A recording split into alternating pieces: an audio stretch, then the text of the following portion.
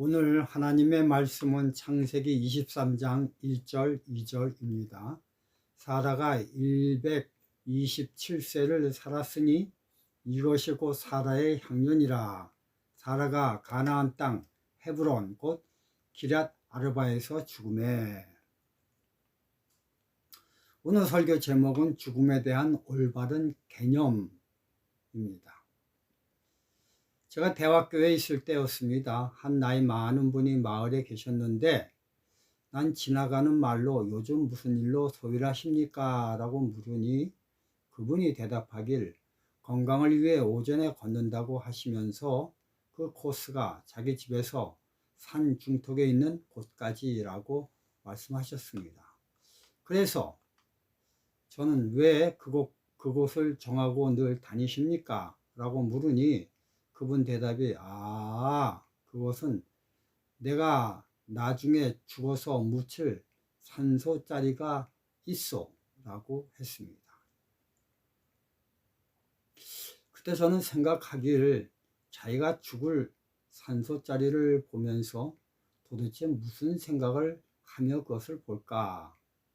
난 참 괴이한 취미를 가진 분이시구나 라고 그 당시를 생각했는데, 근데 그게 그분만의 생각이 아니고 내가 요즘 그렇습니다.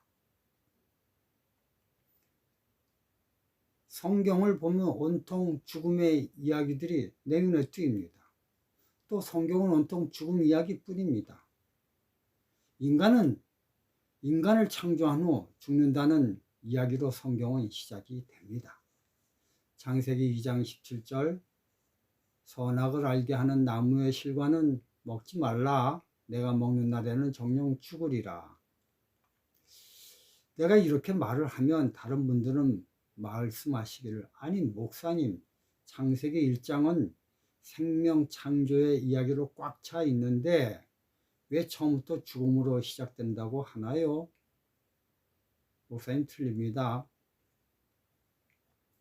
그런데 이주 하이슨 말을 하기를 구속사는 창세 전부터 계획하였다라고 하셨습니다. 구속사가 뭡니까? 무슨 내용입니까? 그건 죄인을 대신하여 죽으신다는 이야기입니다. 결국 창세 전부터 죽음이 전제되어 시작되는 지구 역사입니다. 하나님이 지구를 창조하신 목적은 죽음이 전제된 창조였습니다. 그러므로 온 지구와 온 인류와 온 내 인생의 모든 주제는 죽음입니다. 그렇기 때문에 성경 중에 최초로 써졌다고 하는 시편 90편도 온통 죽음에 대한 이야기입니다. 3절 주께서 사람을 뒷글로 돌아가게 하시고 말씀하시기를 너의 인생들은 돌아가라 하셨사오니 돌아가셨다. 죽음입니다. 5절 6절은요. 주께서 저희를 홍수처럼 쓸어 가시나이다. 저희는 잠깐 자는 것 같으며 아침에 돋는 풀 같으니이다. 푸른 아침에 꽃이 피어 자라다가 저녁에는 뱀바 되어 마르나이다. 10절은요. 우리의 연수가 70이요 강건함은 80이라도 그 연수의 자랑은 수고와 슬픔뿐이요 신속기간이 우리가 날아가나이다. 얼마 전 뉴스를 보니 한국의 장례 문화가 바뀌고 있다라는 내용을 읽었습니다. 그 내용은 한국은 3일장인데 그런데 3일장이 아니라 5일장으로 장례가 연장되고 있다고 합니다. 아니, 현대는 점점 더 빠른 세상으로 변모해 가는데 왜 장례 문화는 3일장에서 5일장으로 느는가? 뭔가 시대 상황과 맞지 않네. 그래서 좀 더 내용을 살펴보니 그건 서울 근처 화장장이 포화 상태라 화장을 할 수 없어 기다리는 시간이 길어서 그렇게 되었다라는 내용입니다. 아니, 그러면 더 지우면 될 거 아니야? 매우 간단하고 쉬운 일을 왜 진행하지 않지? 근데 그게 그리 쉬운 일이 아니었습니다. 그 이유는 화장터를 지으면 주변 땅값이 급격히 떨어지기 때문에 화장터를 지을 부지를 마련할 수가 없다는 것입니다. 마련하면 주변 사람들이 목숨 걸고 반대하기 때문에 마땅히 지을 곳이 없어 짓지 못한다는 것입니다. 그 이야기를 듣곤 하긴 그래, 그 주변 사람들만 그런 것이 아니라 나도 만약 내가 사는 곳에 화장터가 생긴다면 반대할 것임을 저도 저를 알기 때문입니다. 여러분, 우리나라 땅값 중 최고의 공시지가가 있는 명동이나 이태원 중심에 시체를 태우는 화장터를 세운다고 생각해 보십시오. 그렇게 되면 그곳 땅값은 어떻게 되겠습니까? 불 보듯 뻔합니다. 그렇다면 화장터를 짓는데 명동은 안 되고 시 외곽 주변은 왜 되어야만 됩니까? 똑같은 대한민국 시민이고 똑같이 세금을 내는데 왜 명동은 안 되고 왜 시 외곽은 됩니까? 그런 논리는 누가 만들었습니까? 시 외곽에 사는 사람들은 사람이 아닙니까? 냄새 없는 깨끗한 공기를 향유할 자유가 없는가요? 왜 혐오 시설은 돈 없는 사람들만 짊어져야 합니까? 민주사회니 공평해야 되지 않습니까? 여러분, 죽음.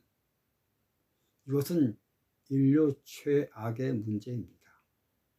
이 문제를 해결하기 위해 온 인류는 일치 단결하여 헤쳐나가야 됩니다. 그럼에도 불구하고 인류는 조금 더 사는 신약은 개발하면서 죽음을 해결하는 약은 개발할 의지가 없습니다. 그 누구도 이 영역을 해결하기 위해 노력하는 사람이 없습니다. 어느 부자가 갑작스레 암을 발견하였습니다. 그것도 말기 암이었습니다. 그러자 그분은 의사 바짓가랑이를 붙들고 살려달라고 애원을 하였습니다. 돈은 얼마든지 줄 테니 살려달라고 합니다. 그런데 제가 아는 지식으로는 암의 완치 판정이라는 것은 5년 생존을 말하는 건데요. 겨우 5년을 더 살기 위해 지금 저렇게 애타게 부르짖고 있는 것입니다. 그래서 너무 안쓰러워 제가 나섰습니다. 선생님, 5년이 아니라 영원히 살게 해드리겠습니다. 예수를 믿으십시오. 그러면 죽어도 살겠고 살아서 믿으면 영원히 죽지 않습니다. 제가 이러고 얘기를 했더니 그분은 성질을 내면서 나를 때리려고 모션을 취했습니다. 주변에서 급히 말려 그 이상의 문제는 없었습니다만, 그렇죠. 그럼 왜 이런 문제가 생겼을까요? 그것은 죽음에 대한 사고가 틀리기 때문입니다. 그분은 죽음을 영원히 없어짐, 사라짐 이런 것으로 생각했고, 저는 죽음을 또 다른 생명의 길을 여는 문이라고 생각했기 때문입니다. 성경도 마찬가지입니다.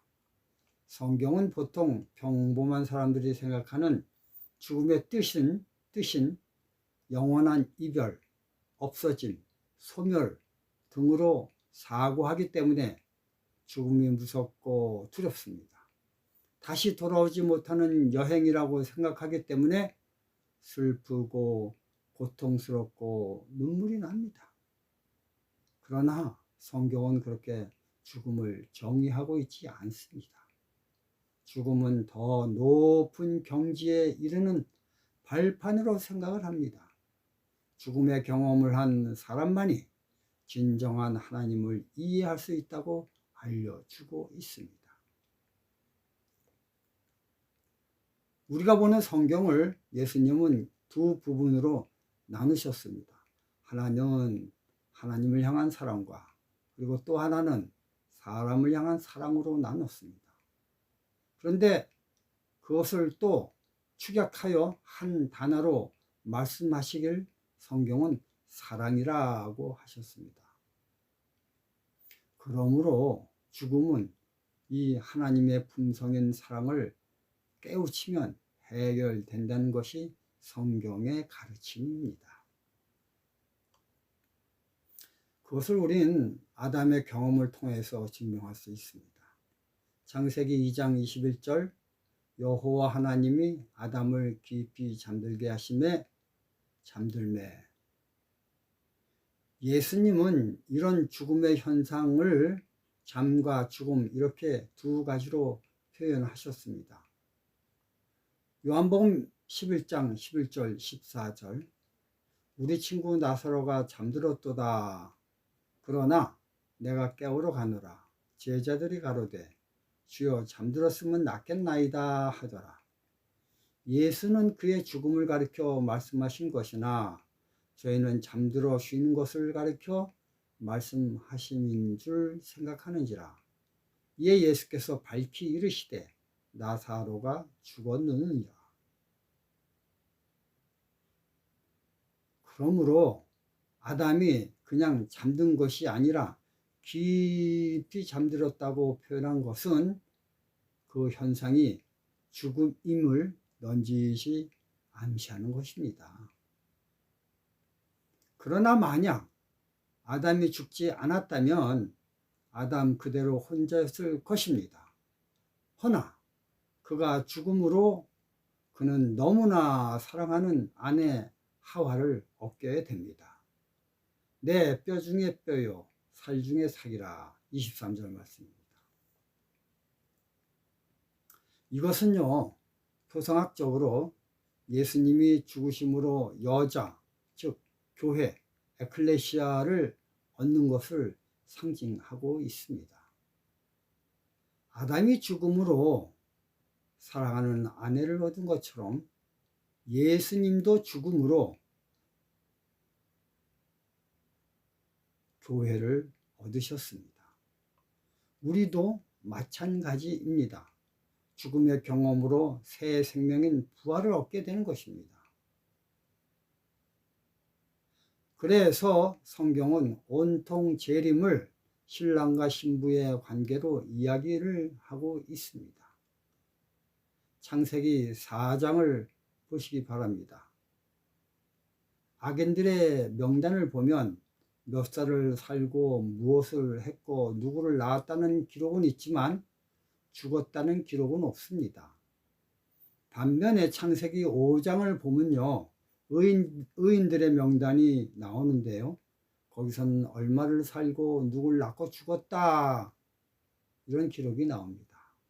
즉 죽음으로 부활의 소망의 약속을 받았다는 것입니다.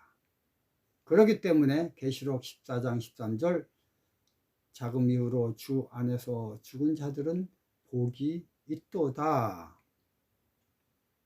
여러분 성경은 처음부터 끝까지 한 가지 주제로 말을 하는데요 그것은 죽음에 대한 진실을 말하고 있습니다. 세상 모든 사람들은 죽음을 말 그대로 죽음으로 인식하지만 하나님의 백성들은 죽음을 잠시 있다 깨어나는 잠으로 인식을 하고 있습니다. 이게 성경만의 이야기가 아닙니다. 세상 만물을 보면 온통 성경 내용과 똑같음을 증명하고 있습니다. 가을에 낙엽을 짚고 겨울에 죽으면 봄에 새싹이 나지 않습니까? 요한복음 12장 24절 한 알의 밀이 땅에 떨어져 죽지 아니하면 한 알 그대로 있고 죽으면 많은 열매를 맺느니라. 디모데 전서 2장 15절 그러나 여자들이 그 해산함으로 구원을 얻으리라.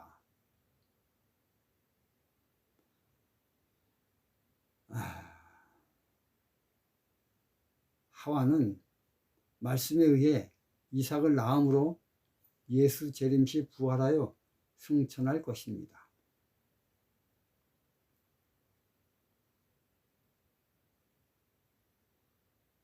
창세기 3장 16절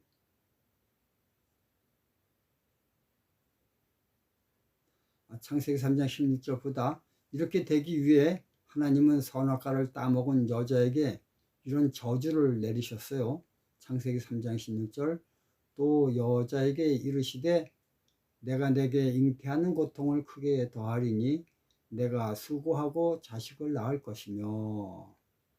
근데 여러분 가만히 음미해 보니 이건 저주를 가정한 축복임을 볼 수가 있습니다.